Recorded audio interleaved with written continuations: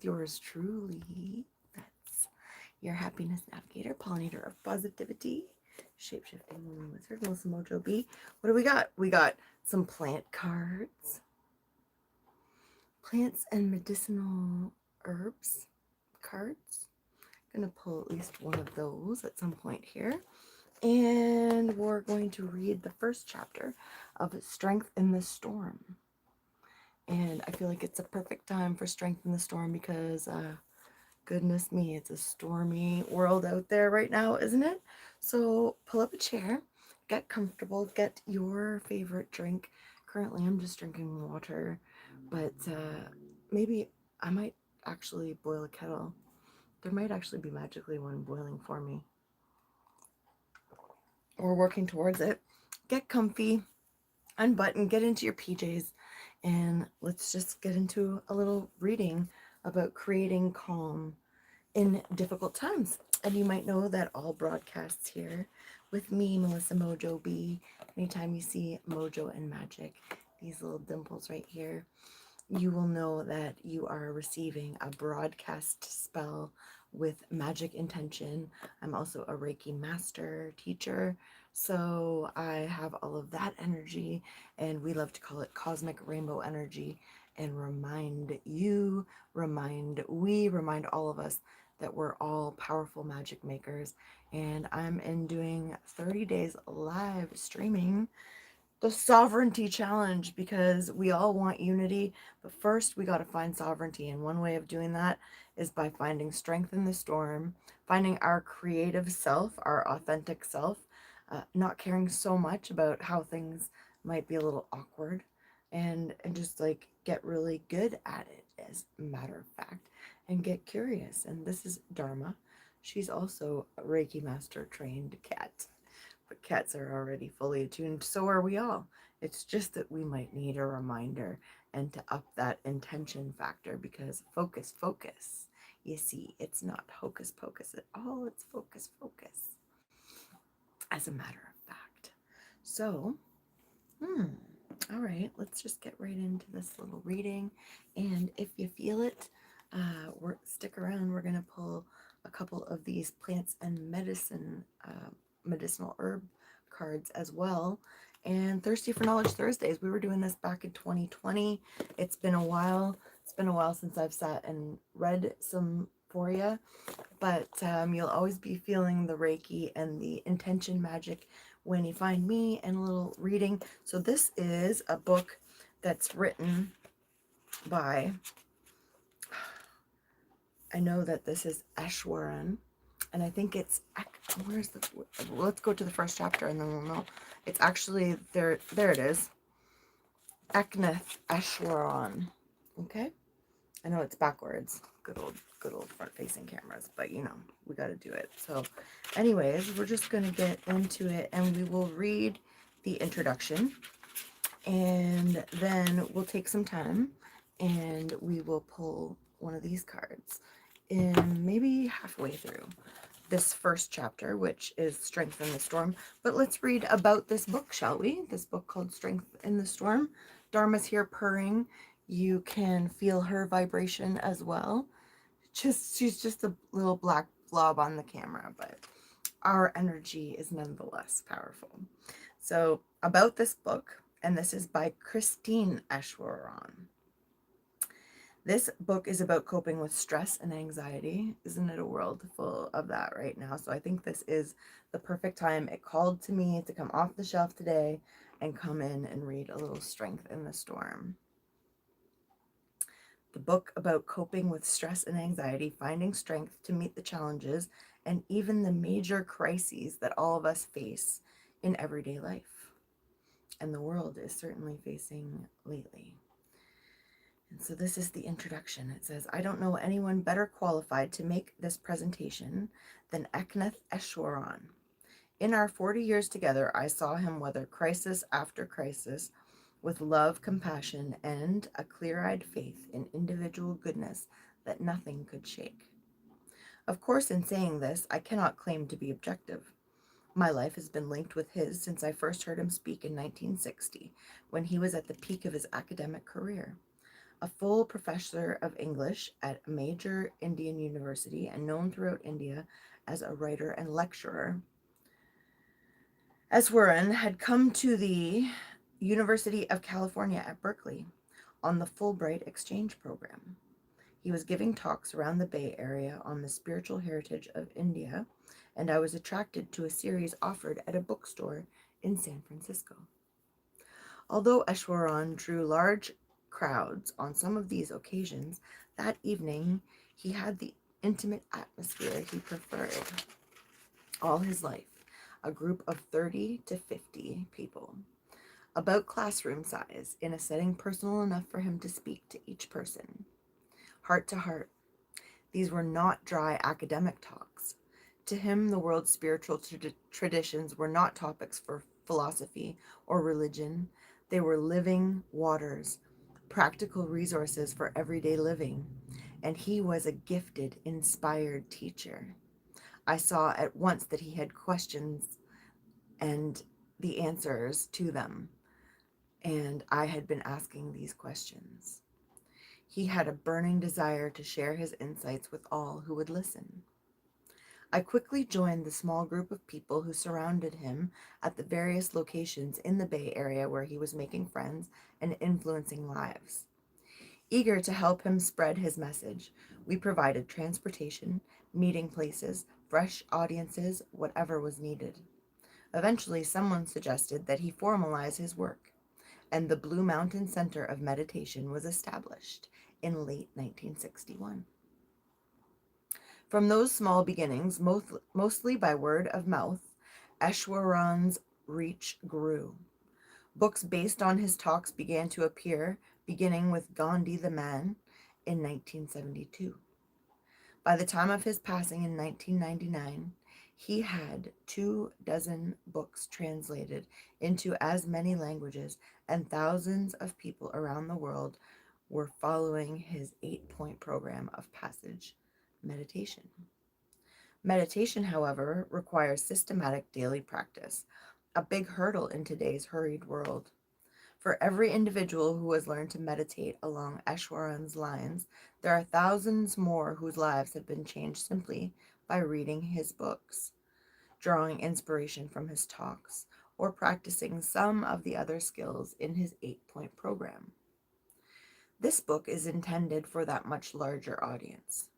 Written with the authority of a gifted teacher of meditation, it doesn't assume that you want to meditate, at least not yet. Its purpose is to present other skills that anyone, even a child, can use to face the challenges that life brings. The key to facing these challenges, Easwaran maintains, is the mental state with which we meet them. All of us have inner resources for dealing creatively with what life throws at us. We simply have to learn how to release those resources. And that, he teaches, is essentially a matter of quieting the agitation in the mind. It's a simple idea, but one that goes deep. A truly calm mind can weather any storm. Easwaran spent almost 40 years teaching ordinary men and women how to keep their minds calm and kind in crisis, so that they became a center of strength for themselves and those around them. This is no quick fix. It's something we go on learning throughout our lives. Yet dramatic changes can come almost immediately, as I hope you'll discover for yourself when you try some of the simple techniques in this book. You'll see 3 sections in each chapter. An introduction presenting Easwaran's timeless ideas in the light of problems and challenges that ordinary people face today. Easwaran's article, the main part of each chapter, follows my introduction. Each article presents a key idea, such as how living in the present keeps the mind calm and serene. These articles came from Easwaran's informal talks to close students, heightening the impression that he is speaking directly to us. Imagine yourself in his audience, listening to his stories, smiling at his gentle humor, sharing in his insights. One person who comes up repeatedly in these articles is Easwaran's maternal grandmother, whom he later came to revere as his spiritual teacher. Very interesting. How's everyone enjoying the introduction? Thanks for buzzing into the tree hive in the sky for a little magic charged reading. Okay. The maternal lineage is important because the Eknath name is carried by the mother, part of an ancient matriarchal tradition in Kerala, South India, in which women have had land rights for centuries and are noted for their strength and independence. How interesting is that? Granny, as Easwaran calls her, was his primary inspiration for translating spiritual wisdom into everyday life. As we read these articles, we'll find sidebars with illustrations from some of the people who tell us their difficulties and successes in applying Easwaran's teachings in the real world. We've changed names and other details as necessary to protect privacy. These examples help show the practical applications of what Easwaran is talking about. A workbook section concludes each chapter. These pages, based on years of experience in presenting Easwaran's teachings at retreats, are designed to help us get the most out of each article. A list of key ideas is followed by 2 pages of suggested activities. I like it when there's a practical part, points to practice, they call it here, and an inspirational passage of poetry or prose that speaks to the chapter's theme. This is the same kind of passage used in Easwaran's method of meditation, in which we absorb high ideals by filling our minds with them and then trying our best to live them out each day. This combination, a real-life introduction, Easwaran's direct teaching, and a practical summary with daily experiments and the shared experiences of other students, is the same as what we follow in our retreats. It's been tested over and over with thousands of people who are applying these teachings in a busy life. These teachings come from a very practical teacher whose writing is packed with ideas. To understand him requires not just reading, but a bit of experimentation too. It is my sincere hope that with this combination of timeless wisdom and practical illustration, you will discover the inner strength to weather any storm, the strength that Easwaran assures us is our birthright as human beings. There, all right, we're through the first little bit. Come on back in, Dharma. Dharma, she comes and she goes. It's just like weathering the storm. You just let it come and go. Enjoy the flow. So this is the introduction, actually the proper introduction. It's just getting into chapter 1. Big or small, global or personal, stress and challenges are woven into the fabric of our days. Life takes us by surprise, pushing us to the limit and beyond. Over the years, we've received thousands of letters from people telling us how Easwaran's teachings helped them face such times of turmoil. Some came from people we never met who knew him only from books. Others came from friends who had come to our retreats. Their stories form a tapestry of modern life, from traffic irritations and angry encounters to brushes with death that remind us of what really matters. One good friend, Chuck, wrote us about a particularly urgent surprise, the kind everyone dreads. It came just weeks after a long period of pain and stress from a hip replacement. While he was still recovering from the surgery, life decided to send him this. Lynn and I were in town for dinner when the chest pains started. I'd had an incident a couple of months earlier that felt similar, and the diagnosis then was digestive upset. I was reluctant to go to the emergency room again with the same old problem. Hospital or home? Lynn asked. I really don't know what to do, I said. She took one look at me. I do, she said. She pulled a fast right and headed for the hospital. Stress isn't new, of course. All of us have our own stories to share. The problem with dramas like these is not so much that they come without warning, but that we are already burdened by anxieties about ongoing concerns beyond our control. When a crisis comes, we're under stress already, simply from the load we carry in our daily lives. Isn't it so true? Family responsibilities, tense relationships, money worries, work pressures, and those incessant nagging fears about the state of our neighborhoods, our schools, the threat of terrorism, a world at war. In the pages that follow, Easwaran makes a wise point we often forget. Life will always be full of ups and downs, but we don't have to go up and down with it. We can't control what life sends us, but we can have a say in how we respond. The secret is the mind. It is the mind that feels agitated, stressed, pressured, helpless, or anxious. And it is in the mind that can learn to stay calm, resourceful, compassionate, and effective. Everything depends on our state of mind. The one thing in life we can do something about.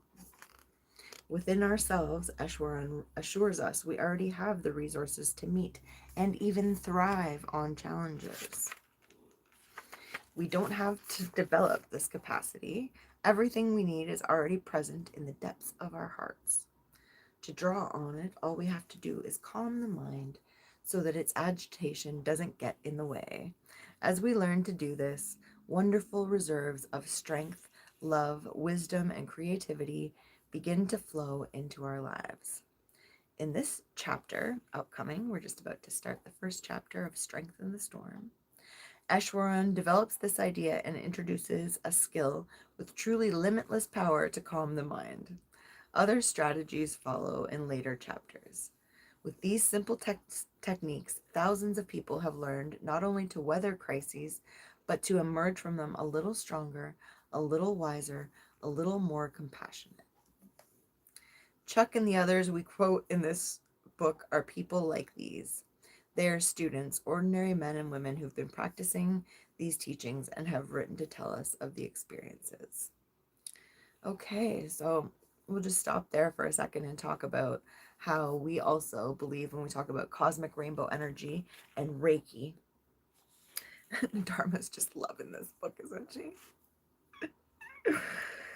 That cosmic rainbow energy, Reiki, that intention of actually moving that rainbow energy in the direction of what's activating us. So like it's saying, these crises can actually activate us in a good way, as though a diamond is created under pressure.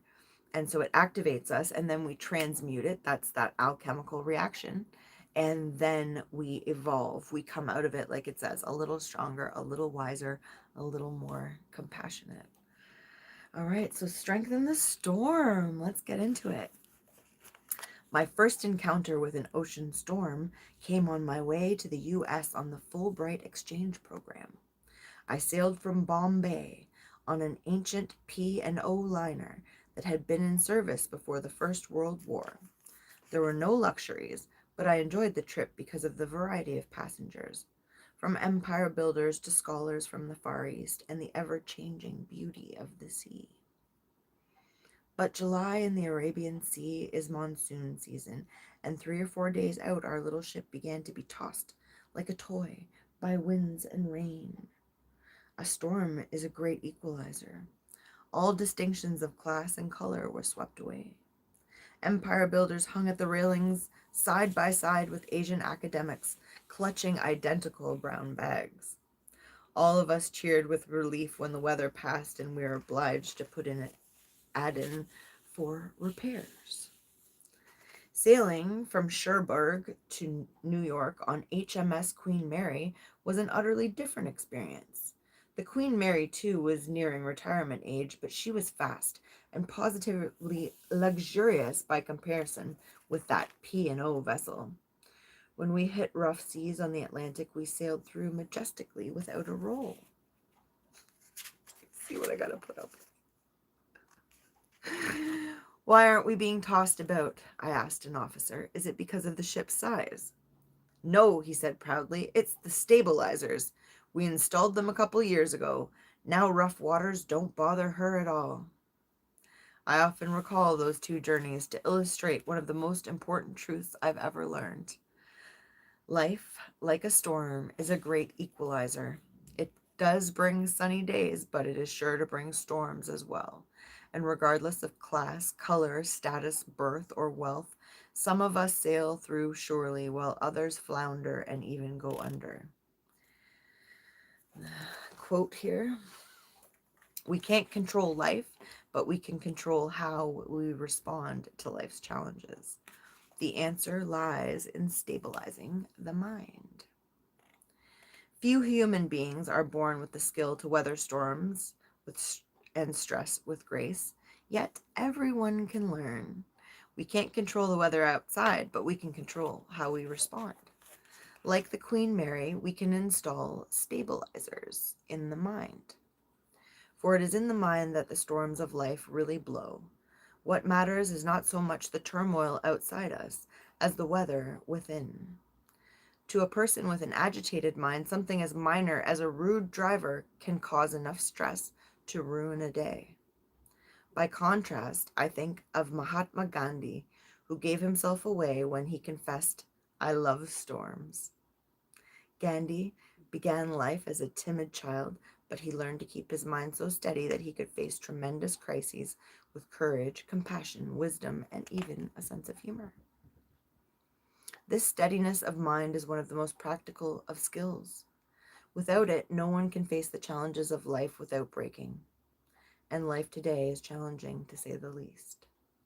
We live in the midst of conflicts within ourselves, at home, in the community, even nationally and internationally. This is an age of conflict, which makes it an age of anxiety as well. Nothing is more vital than learning to face this turmoil with confidence and compassion. Fortunately, we don't have to develop these capacities. We already have them. But we need to have a calm mind to draw on them. When the mind is agitated or confused, the deeper resources we require are simply locked up inside. That is the practical importance of a calm mind. That's why we say, stay calm, sparkle on. We already have the capacity to deal with challenges, but we need a calm mind to draw on the resources locked up within. So how do we calm the mind? One very powerful way is so simple that everyone can learn it easily right now, even a child. The repetition of a mantra, or a prayer word as it is called in some circles in the West. You can think of the mantra as a handrail for the mind. It gives you something to hold on to so that you can steady yourself in confusing circumstances until your thoughts become clear. You can think of repeating the mantra as calling the God collect, or a God collect, calling God collect. Or if you prefer, as an emergency call to your highest self or the universe. Either way, repeating the mantra is an appeal for resources that are always present but seem invisible in times of trouble. This is beyond me, we are saying. I need strength I can't find. I can't even pay for this call. Please send help and pick up the bill too. The mantra is a tool for calming the mind that anyone can learn and use anytime. It says, if you're like me at this point, you may doubt that such a simple skill could do what I claim. I doubted it too when my grandmother tried to tell me what the mantra can do. Granny was the wisest person I've ever known, and I loved her passionately, so I always took her advice seriously. But after all, grannies don't know everything. So it's going to tell us what is a mantra down here in this, so I'll read that out. A mantra, how can it help you? What is it? How does it work?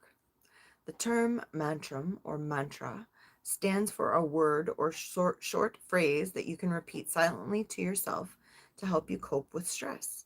It has the power to calm and steady your mind whenever you need to access to deeper reserves of strength or patience within you.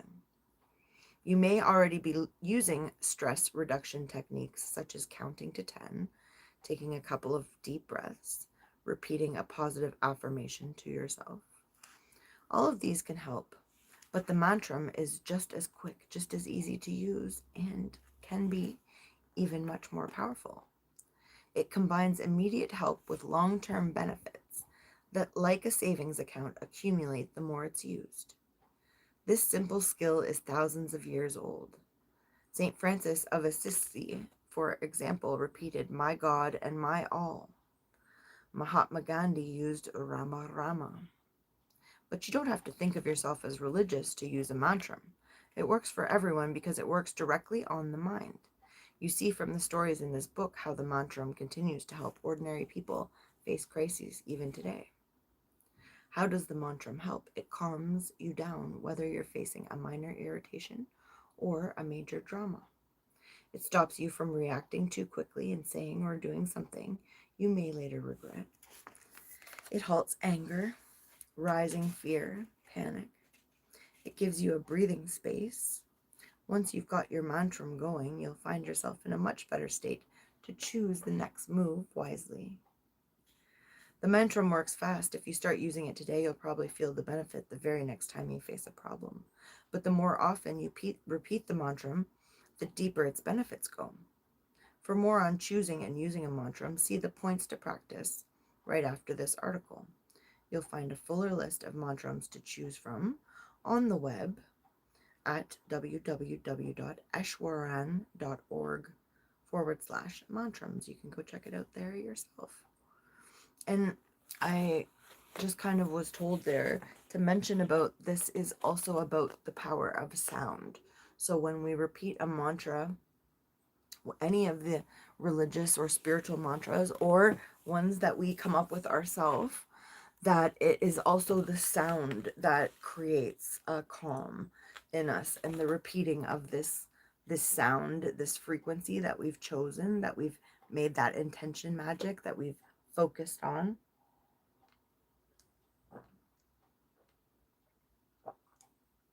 Look, I'm almost done my water already. Are you drinking your water too? You know I'm putting Reiki into it for you. And for you as well, that beautiful body, embodiment of spirit. Shall we take a moment and pick one of these medicinal plant cards? Let's try that. Just set this here for a moment. Pick a couple cards out of here. Should we pick? I'm going to pick one for now and one for at the end. How's that? Let's see. Knock, knock, knock. Can I ask you to knock for me? Knock and we'll get the answer together. Perfect, thank you. Okay. I have these. Oh, I see how these work. One side's the flower and one side's the description. That makes it easy. The book is the cards on this one. Oh, that one's sideways. It's like, pick me, pick me. This makes sense. Plantain. I recognized it right away. Plantain, also known as plantago. I'll read this for us.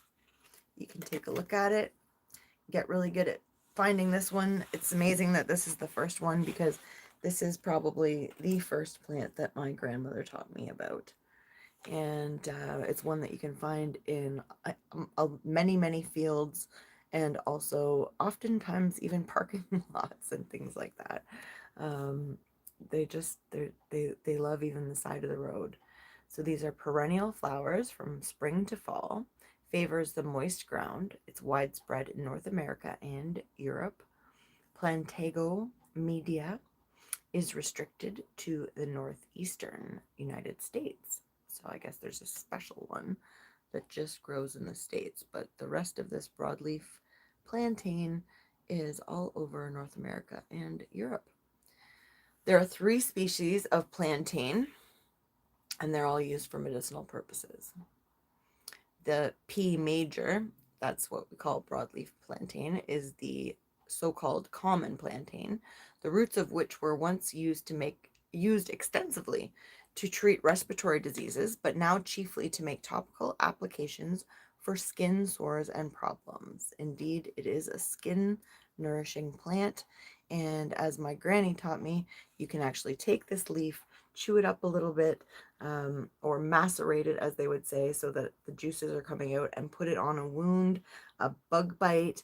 It is nature's band-aid, this one here. The juice of the common plantain is also used topically for skin problems. In all species, the whole plant is useful for treating various disorders, including gastrointestinal problems, tummy issues. The seeds make a lubricating laxative if soaked in water, and they can also be eaten raw. When chewed, the rootstock helps relieve toothache. That's a very useful little plant that you can find all over the place. Broadleaf plantain. All right, let's get back into it. We're going to pick one more of these before the session's out. We'll pick it at the time. All right, next, let's see how much more we have. It's a little bit more, but I think we got this. Okay. So after all, he says, grannies don't know everything, when she was telling him about doing a mantra, or a mantram, as they're calling it. I protested, that's just mindless repetition. What can repetition do? Walking is just repetition too, she said. One step after another, each one the same. She had me there, but I still didn't believe her. But life went on presenting challenges, and in college I encountered a really intimidating one, public speaking. I found the activity fascinating and took every opportunity to learn, but no matter how many times I stood before an audience and lived to tell the tale, I was always afraid that on the next occasion I would trip on my way to the podium or open my mouth and find that no words came out. When I confessed this fear to my granny, she had a very simple piece of advice: not to sit there going over my notes and trying to size up my audience, but to repeat the mantra to myself quietly while awaiting my turn. I decided she really didn't understand. After all, she never had to give a speech. But because of my love for her, I promised to give it a try. The next time I had a talk, I sat quietly repeating Rama, Rama, Rama over and over and over in my mind. Whenever my thoughts tried to blurt out, I'm afraid, instead I would bring them back to Rama, Rama, adding to myself every now and then, I hope it works. And the talk went well. With my mind calmer, the words came up right on cue. I kept on practicing this little trick, and after a while I began to say, Rama, Rama, Rama, I think it works. Today, after years of practice, I can assure you with complete confidence that I know it works. This is really the only way that trust in the mantra can come, through your own personal experience. Using a mantra is not just mechanical repetition. You learn to trust by doing it. You can draw on the power of the mantra like this at any time, wherever you happen to be, whatever you happen to be doing. But if you want the mantra to come to your rescue when you need it, if you want it to steady your mind in times of turmoil, you need to practice, practice, practice in calm weather. Whenever you get a moment free, unless you're doing something that requires attention, repeat your mantra to yourself silently in the mind, while waiting, walking, washing dishes, and especially when falling asleep at night. Constant repetition drives the mantra deep into consciousness, where it can anchor your mind so surely that no amount of agitation can sweep you away. I must have given this advice 1,000,000 times, but it can never be repeated too often. Throughout my life, no matter how assiduously I practiced this skill, I have always been able to find more time, additional opportunities to put it to use. This is how we can gradually extend sovereignty over the mind. Yes. And this is the 30 days of sovereignty live stream challenge. So sovereignty is about finding the peace within ourselves so that we can find unity externally. This protective influence can even extend to the body, as I can illustrate with another story from that stormy ocean voyage. On my first day on board that P&O liner, I acquired a reputation as a very odd bird. For one thing, I had to have my meditation every morning, and since my little cabin was cramped and airless, I chose to huddle in a blanket up on the sports deck, which was quite deserted at dawn. That alone secured the amused attention of some young Australians whose boredom found relief in making cracks at my expense. Then, after my meditation, I would take a long, fast walk, repeating my mantra to myself, a habit that I must have picked up from Mahatma Gandhi's example many years earlier. Of course, a long, fast walk on a relatively small liner means going around and around and around at the pace of an Olympic walker. More opportunities for amusement for my fellow passengers, who much preferred their deck chairs. After a few days of this, my reputation was assured. Then the storm struck, and when the view started gyrating wildly between sea and sky, my stomach began to behave the same way. I made it through the first day, but the next morning, I awoke with the sinking sensation that my time had come. My first impulse was to grab a brown bag and join the others draped miserably over the rails. But my mantram had awakened too. Rama, Rama, Rama, without any conscious prompting. After all those years of practice, it knew when I needed help. Clinging to the mantram as tightly as to the handrail, I managed to reach the sports deck without incident and sat down for meditation. For a while it was touch and go, but then my mind settled down and I got absorbed in what mystics call the sea of peace within. When I finished and opened my eyes, my stomach had stopped complaining. It had calmed down along with my mind. I felt on top of the world.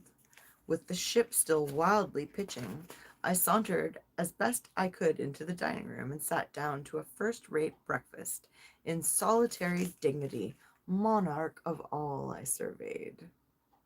The purser looked on in awe. When I rose to go, he approached with new respect and asked in a conspirator's whisper, "What tablets do you use?" I wanted to tell him it's not the stomach that needs to be settled, it's the mind. As far as the mind is concerned, the cause of stress is not particularly important. What matters are the waves of agitation in the mind. Whether we feel anxious, panicky, angry, afraid, or simply out of control, the mind is doing the same thing, heaving up and down like the sea. This is a precious clue. It means that we don't have to prepare for one-of-a-kind crisis this way and in another that way. All we have to learn to do is steady the mind.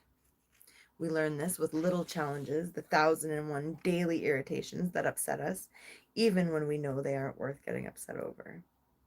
Whenever someone cuts in front of us in traffic, we can repeat the mantram and not react. Whenever someone contradicts, repeat the mantram, hold your tongue. Life graciously provides us with innumerable little incidences like this, which instead of irritants can become opportunities for gaining strength. Again, that's that activation, right? The little things can activate us. They're annoying, but we alchemize it by finding this peace, finding that steady way, and then we evolve. That's personal evolution. If you go on taking advantage of these activations as they arise, you can gradually raise your threshold of the upsetability higher and higher until hassles take one look and run away. Hi, Mike. But whatever popular psychology might say, life is not all small stuff. Coping with hassles is just training. The Olympic events are like the crisis and tragedies. Accidents, illness, separation, betrayal, bereavement. They are bound to come to all of us in one form or another without warning. That is when we need to know how to find the strength within ourselves, for that is just when external supports are likely to fail. The most important lesson to learn from crisis is to find your center of strength within. A steady mind has resources for every crisis. We don't need to analyze the causes. We can just learn to steady the mind.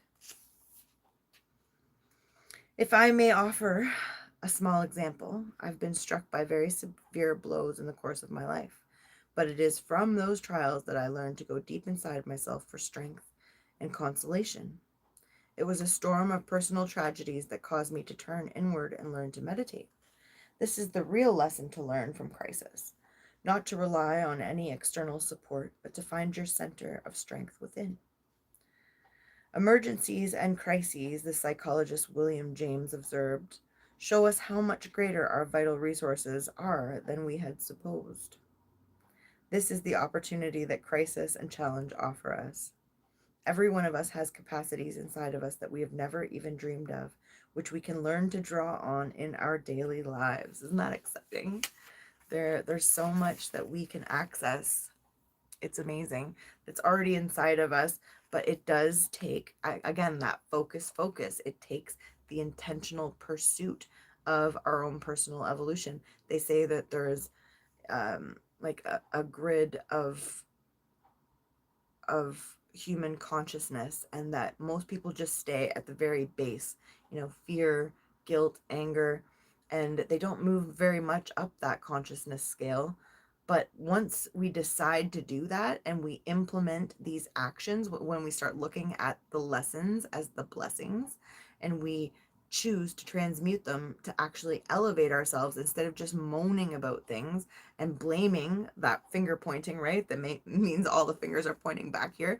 All this gift that could be given to myself that I'm pointing outward, when I could turn it around and evolve. Wow. So the purpose of this book, Strength in the Storm, is to help us get started on the great adventure of claiming this legacy. As a meditation teacher, I have to point out that this is the purpose of meditation, which I've explained in other books. Here, I want to focus on the skills you can apply right away, simple techniques that anyone can use to banish worry and anxiety, stay calm under pressure, and live every moment to its fullest. And most significantly, radiate that newfound calm to everyone around. And so one of my personal little mantras is stay strong and sparkle on. Stay strong and sparkle on. When we go out, that's one of the ones when, we're driving and I see someone who's acting out, instead of calling them a name or whatever, I'll go sparkle, sparkle. Like, that person needs a little calm. They need a little love. They need a smooth way.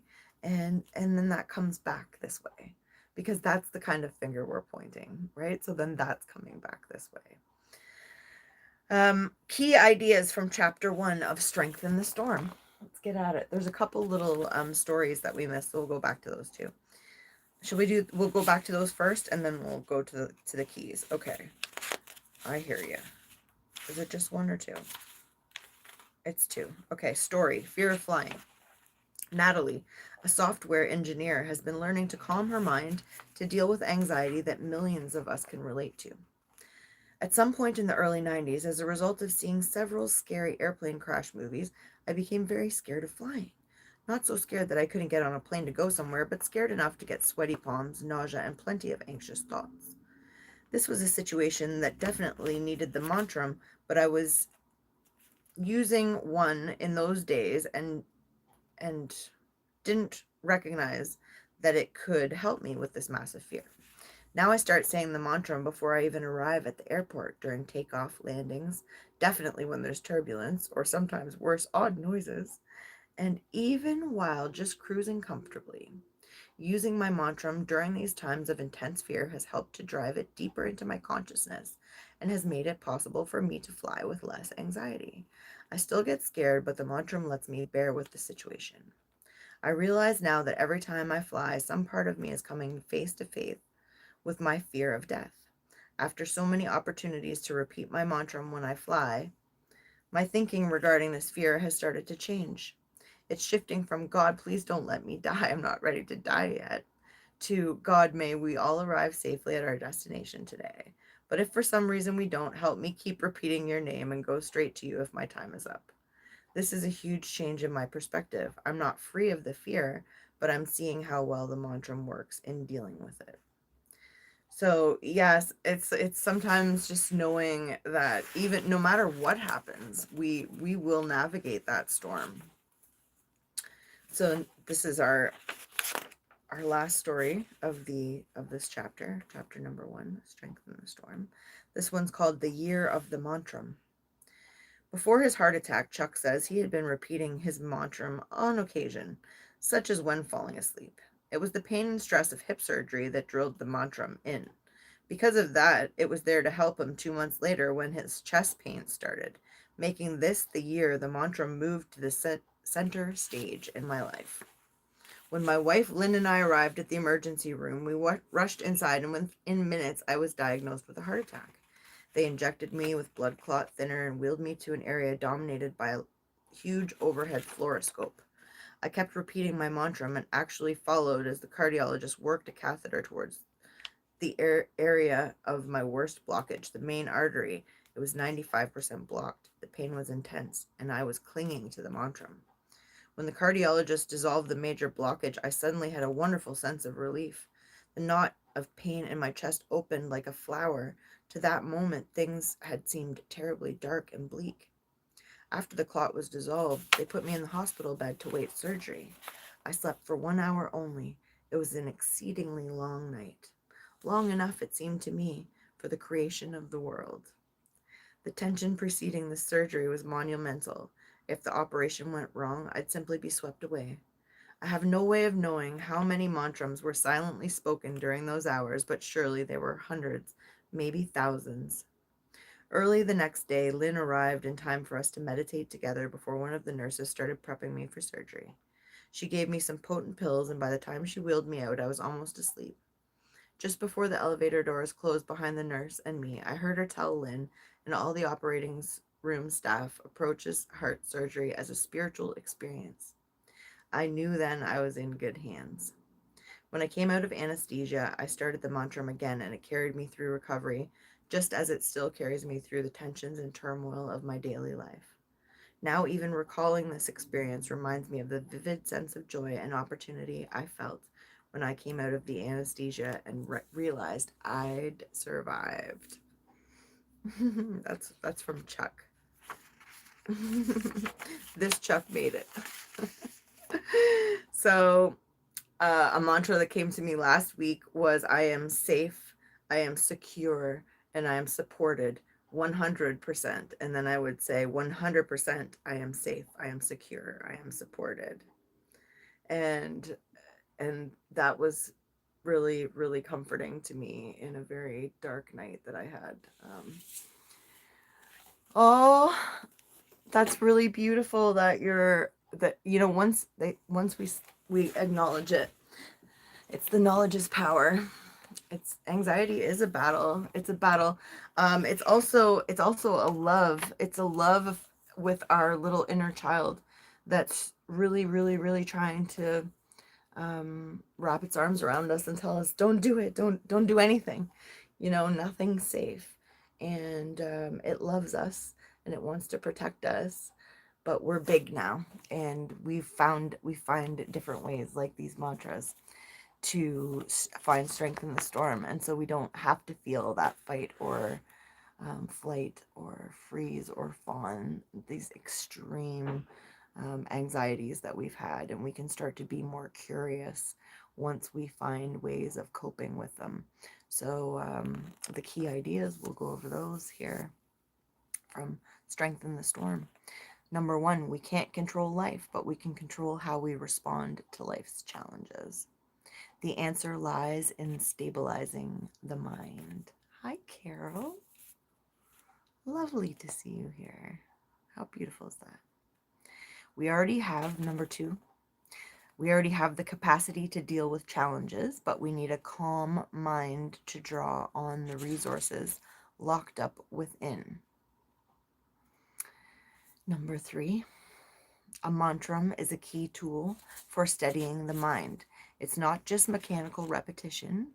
We learn to trust by using it.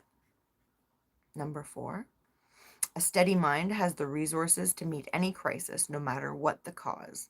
We don't have to analyze each crisis separately. We can just use the mantra and we can calm the mind.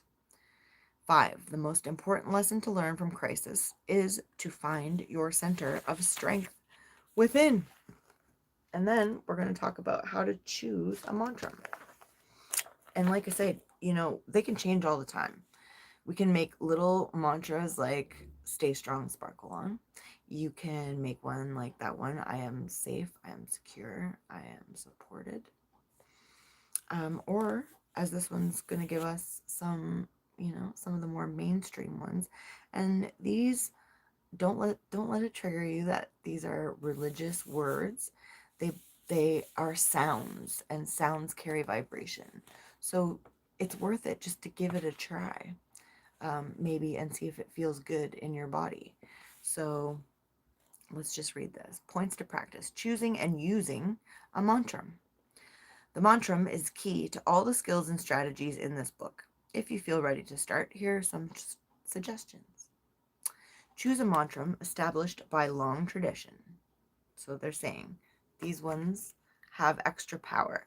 And so there's a message coming through there. I asked when I got the Reiki knowledge and I took those courses and I was attuned to Reiki. But I also know that we all already, like the most powerful healers in all history, went up a mountain and figured it out themselves. And I know that we all have it inside. And I teach and I talk about that all the time. So I asked for a while, why Reiki? Why should I talk about Reiki? Why should I put that label on it? And it spoke to me about how when there's a collective of people that have had a good intention, a shared intention, that amplifies the practice. So once if we tune to Reiki, then we're attuned to a lot of other people who've had that intention, and there's a lineage of that, and there's a group of that, and it just helps activate the energy, although we're all connected to all. So but not to resist certain things because they come from something questionable. And I like this book. This is obviously someone who probably came from Hinduism, but is quite open about saying try these, try them all. Why not? It's fun. Everything's meant to be fun, sacred fun, not so serious. So it says, choose a mantram established by long tradition. A mantram given to the world by Francis of Assisi or the Buddha has great power. This says, don't make up your own. That's what it says. But I would suggest that that's coming from the old paradigm. Don't make up your own. But that's what it says. So you can choose to take what you feel out of that. I do like that they're asking you to sort of play with these and not, because it says here, the next part, every religious tradition has a mantra, often more than one. You needn't subscribe to any religion to benefit from the mantra. However, you simply have to be willing to try it. So we can try it, right? We can try it. There's no harm in trying it. For Christians, the name of Jesus and the Jesus prayer, Lord Jesus Christ, Son of God, have mercy on us, are ancient mantras. Catholics also use Hail Mary or Ave Maria. Not the full Hail Mary, just those two words as the mantra. Jews may use Baruch Ata Adonai, blessed art thou, O Lord, or Rabbano Shel Olam, O Lord of the universe. Muslims repeat the name of Allah, or Bismillah ir-Rahman ir-Rahim, in the name of God, merciful, compassionate. Probably the oldest Buddhist mantra is Om Mani Padme Hum, referring to the jewel in the lotus of the heart. In Hinduism, one of the oldest and most popular mantras is the one used by Mahatma Gandhi, Rama, Rama, Rama, a name for God meaning the source of joy within. And I will say, I have hung out with Hare Krishnas and chanted, Rama, Rama, Rama, quite a lot. And I would, out of all of those, I like the meaning, the source of joy within. And for me, that means that I am also the creator, that we are the joy that is around us. It's also within us. So it says, what if you don't want a mantra from your own tradition? Many people are allergic to the religion of their childhood. In such cases, if no other mantra on the list appeals to you, Rama, Rama, Rama. It's nice because you can roll the R's too, and I do like to roll my R's. Is powerful, simple, and carries no negative associations. You can never go wrong with Rama. And interesting too, because it's Ram season, Ram, in Aries season just now. It was my little sister's birthday yesterday. Happy birthday, Cherry. Once you've chosen a mantra, you're ready to give it a good test run. Start by making it part of your day, your every divine day. Repeat your mantra silently to yourself whenever you have an opportunity. Remember, the more you use it, the more it will sink in. Here are some ideal times to be repeating the mantra. Rama, Rama, Rama. Would just say that one's easy. And you just say it 3 times, again and again and again. So while walking or jogging, while waiting in lines or stalled in traffic jams, whenever you feel angry, anxious, upset, or afraid, while doing mechanical chores like washing dishes, and especially when you're falling asleep. During the day, the mantra will help keep you relaxed and alert. When you fall asleep in it, the mantra will go on working for you throughout the night as well. One important exception. Don't repeat the mantra when you're doing something that requires attention, such as chopping vegetables or driving a car. That's the time to keep focused on what you're doing. And look at that. We've reached the end of the chapter with a little poem for me and you. And it says, this is from Saint Teresa of Avila. Let nothing upset you. Let nothing upset you. Let nothing frighten you. Everything is changing. God alone is changeless. Energy, that's what it means. Energy alone is changeless. Patience attains the goal. Who has God lacks nothing. Who has energy lacks nothing. God alone fills every need. Yes, that God inside, within and without, this energy that we're all made of. And we can be so grateful for this experience, this magical planet Earth experience here. Let's grab a couple more of these. All right, this deck feels all of a sudden like it's small. What happened? Did some fall? That's all right. It's got to be in here anyways. So let's pick one more. Knock, knock, knock from me. You can knock, knock, knock. Knock, and the door shall open. And we'll get another little herbal medicine here. We had plantain earlier. This one here. Great to have you on live here with us. Really lovely to see you, Carol. Yeah, YouTube is where we're at now for a bit. So going live on the daily here. Thanks for your thumbs up. Thanks for subscribing, sharing with somebody who you might think might like to have a little thirsty for knowledge Thursdays. Magical broadcast action with your woman wizard. Me, Melissa Mojo B. Look at this one. I don't think I've ever had this one before. Do you know what it is? Any idea? Give it a second. It is witch hazel. It's a deciduous shrub growing to 15 feet. Whoa, it's pretty big in height. Yellow flowers in summer or fall. Fruits ripen after flowers appear. Grows in damp woods in eastern North America. Cultivated elsewhere. So it grows wild in eastern North America and it's cultivated in other places, witch hazel. Witch hazel has numerous sedative and hemostatic properties. Preparations to be taken internally will treat diarrhea. External uses include the treatment of insect bites, poison ivy rash, and other skin irritations. The tannin-rich leaves are most potent when collected in the fall, when the previous year's blossoms are ripening into fruits. Another thing witch hazel is used for is as an astringent. So we can use it on our face, like as a toner, and used as like a personal wash as well. That's funny, Carrie. That's very apt. I was doing yoga the other day and Carrie was giving me warnings. I was doing Happy Baby. I thought about that since, well, Carrie, you came on just in time. I was just about to leave. We just had a whole hour's reading and Thirsty for Knowledge Thursdays. Bringing it back. Haven't done that one in a while. So we used the medicinal herbs and plants deck here. And we were reading Strength in the Storm, Chapter 1.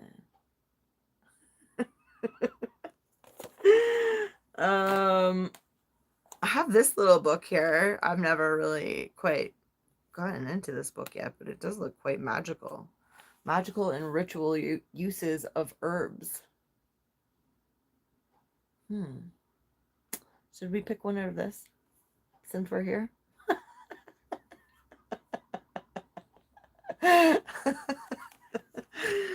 Oh, this is good. I just like opened it up. These are seriously magical herbs. I just opened it up to narcotics. I think we'll skip that one. That's not what I was looking for. It's getting like serious all of a sudden. Hold on. Let's just like, okay, this book is serious. This book is not for like, okay, we might have to pull this one out later. We could talk about Guarana, a sacrament for fasting. Okay, that's safe for everyone for the moment. You want to see it? Like, this is a serious book. Look at it. It talks about the chemistry. Look, it breaks it down chemistry-wise. Speaking of Thirsty for Knowledge Thursdays, I'll read you. Yeah, we'll read this little part. So it's from the soapberry family. Guarana is. Can be called Brazilian cocoa and urbano. It's from South America, particularly North and West Brazil and Venezuela. And its habitat is tropical jungles. It's a climbing shrub with divided compound leaves. The flowers are yellow in an open cluster. The three-celled capsuled fruit contains seeds resembling small horse chestnuts. The fresh seeds are flesh-colored and are easily separated from the fruit after drying. These seeds are washed and roasted for 6 hours before use. History. Many weight problems in the United States stem from diet and eating habits and patterns. An example is the tradition of having 3 daily meals. An ancient Chinese legend says that once God requested the ox god to tell man he needed to eat only once every 3rd day. The ox god was forgetful and accidentally told man he needed to eat 3 times each day, hence our myth of 3 meals per day. Whoa, that's so interesting. I've never heard that before. Yes, I would love to share the books I've mentioned. So that's Strength in the Storm. That's by... I'm gonna look up, like, what's the name? I'll come back and put it in the comments too, and it is in the description, I'm pretty sure. Eknath Easwaran, Strength in the Storm. And this one here that we're talking about was the Knowledge Cards, Herbs and Medicinal Plants. And they all have their own writing on the back, so that's really handy. And then now we're reading out of The Magical and Ritual Use of Herbs by Richard Allen Miller. Okay, so that ox god thing about once every 3rd day, or the ox god was forgetful and accidentally told man he needed to eat 3 times each day. Hence our myth of 3 meals a day. So interesting. Can't believe I've not heard that before. I love to fast. My body really loves it. I also love to eat, but I think it says this was 9 times more food than man needed to eat. And there was no way that quantity of food could be produced. It's so interesting. As punishment, God made the ox god a beast of burden to serve man and help produce the huge quantity of food. The ox is considered sacred in most Eastern countries today. Diet and food consciousness have become so important today that dieting has an air of the ceremonial about it. Guarana was first used by the Queramis, a tribe of South American Indians, for bowel complaints. There we go. It was also used by Brazilian miners as a preventative for many diseases. Mainly, though, guarana is one of the main ingredients in a favorite diet beverage in Brazil. Okay, and then it's going to talk about the chemistry. It falls into the methylated purine group containing 5% caffeine, 3 times as much as it is found in normal coffee. It's considered the strongest naturally occurring methylxanthine. It has the same chemical composition as caffeine, theine, and cocaine, and the same physiological action. So it's saying other methylated purines are coffee with 1 to 2% caffeine, tea, 2 to 4% caffeine, cacao, about 2% theobromine and traces of caffeine, mate contains 2% caffeine, and cola, which I've just recently found a real cola tea, it's called Bissy tea, is from an African nut, and that contains 3% caffeine. So the primary effects of this, and there's showing us the chemical, yeah, what do they call that? You know what I'm saying. First world problems. Yeah, honestly, fasting is so relaxing for my body when I don't have to think about eating, and just, I don't know, I get a lot of energy, especially third day. So it's interesting that they say 1 meal every third day. I think I could probably live like that quite easily. And it's interesting that they also punish the ox god for doing that, because look at how much gluttony. Like, if we didn't have to have all this food produced in the world for everyone just to be gluttons, then, like, wow. Imagine the amount of waste that would not be happening. Okay, anyways, back to this. We're going to finish this off and then I'm out of here. Primary effects of the guarana. This is mate, it's not guarana. Wait a second, I'll show you the guarana one more time. There it is. It looks like this. It looks like that. That's what it looks like. Okay. Was usually, okay. Stimulant, quickens perceptions, causes wakefulness, slows the pulse. Interesting. How does it stimulant and it slows the pulse? Interesting.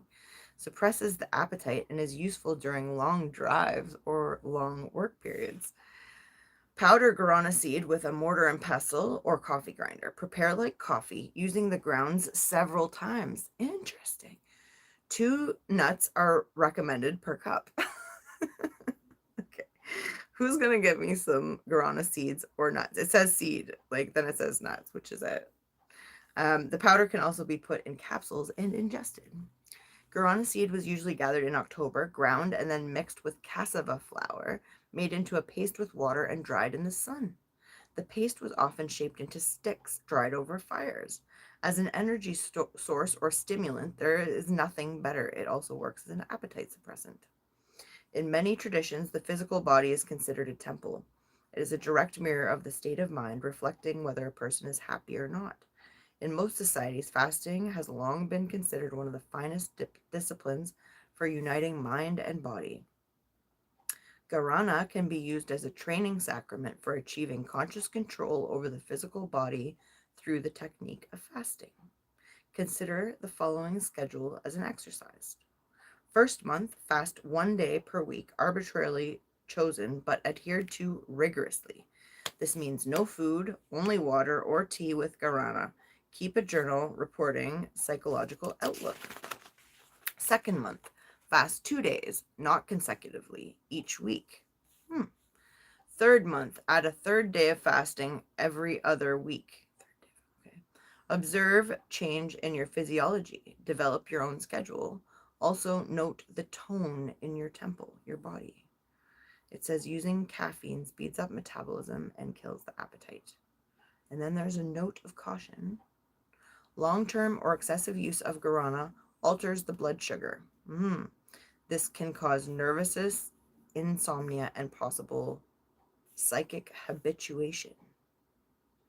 And it says that it can be used as a tonic nervine against hangovers, menstrual headaches, and neuralgia. Balance, right? You don't want to be doing that all the time. Same as what's on the next one? Cola nut. The original Coca-Cola. So we'll get into that maybe next time. Next Thirsty for Knowledge Thursdays. And we'll talk about elixirs, because I've been learning how to put a lot of these things into elixir form. Enjoying making carbonated water and syrups as potions. So get into some more of that as well. The health benefits, the energetic benefits, and also like the peace of mind of not necessarily having to think about 3 meals a day. I've been getting the HelloFresh boxes now and again lately because I got 35% off. So they give you meals that you're, to be making up pretty regularly. And it's been lovely.